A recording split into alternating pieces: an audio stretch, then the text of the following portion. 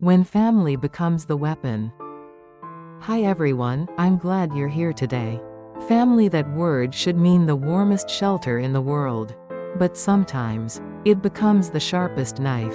Today, I'll tell you the story of a mother who devoted her entire life to her children.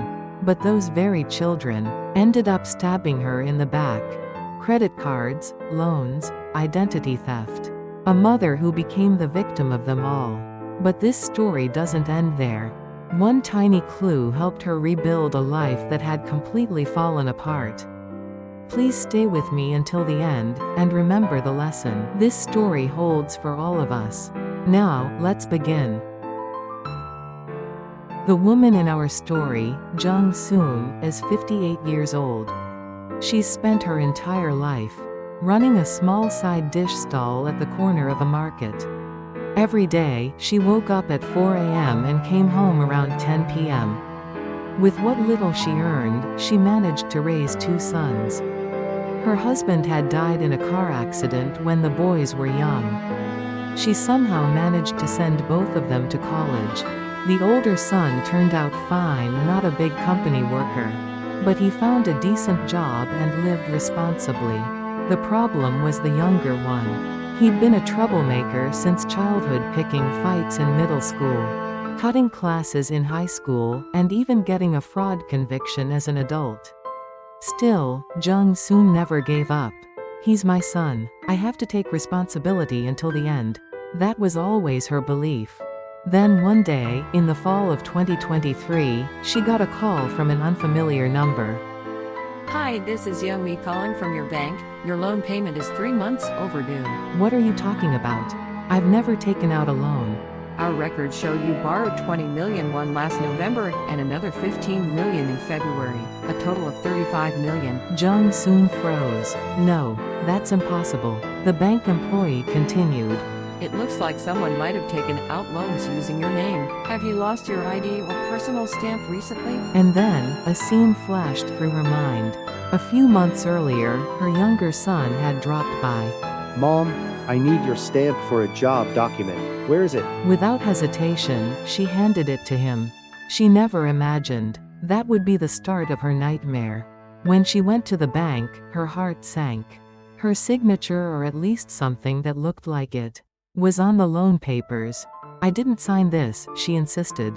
But the bank staff only said, There's a seal and valid ID verification. Legally, it's treated as your loan. Jung Soon almost collapsed right there. The truth was too painful to accept. Her own son had stolen her name. Calls from creditors poured in day and night. If you don't pay 1 million won this week, we'll take legal action. Once you're listed as a defaulter, your assets will be seized. Rumors spread through the market. Did you hear? Jung Soon's younger son stole all her money. He even used her personal stamp. Can you imagine? For someone who'd lived honestly her entire life, nothing was more humiliating. One spring day in 2024, while cleaning her house, Jung Soon found a small piece of paper tucked deep inside a drawer. On it, her name Jung Soon written over and over again.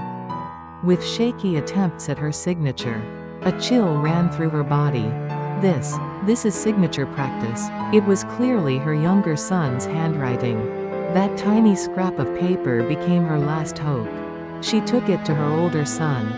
Mom, this is clear evidence. He said firmly. It's time to face the truth. You've suffered enough. For the first time, she agreed. She went to the Korea Legal Aid Corporation, where a lawyer examined the note carefully. This could be a key piece of evidence. If the handwriting test proves it's forged, your case will be strong. And after months of waiting, the results came. The handwriting analysis showed a 99.8% chance of forgery. And the fingerprints? They matched her younger son. That was it. The truth was undeniable.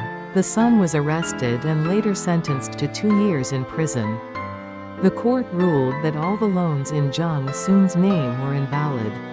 As the judge read the verdict, she finally broke down in tears, not knowing if they were from relief or heartbreak. Hey everyone, what did you think of today's story? You know, even families that seem perfect on the outside can have deep scars inside. Jung Soon's story reminds us that family is supposed to be a shelter, not a burden. And when that trust is broken, you still have the right to protect yourself. If you or someone you know is going through financial abuse from a family member, please don't stay silent, reach out for help. Everyone deserves to live free from that kind of harm, no matter who it comes from. Thanks for watching. Take care of yourselves and the people you love. And remember, at the end of the day, you're always on your own side.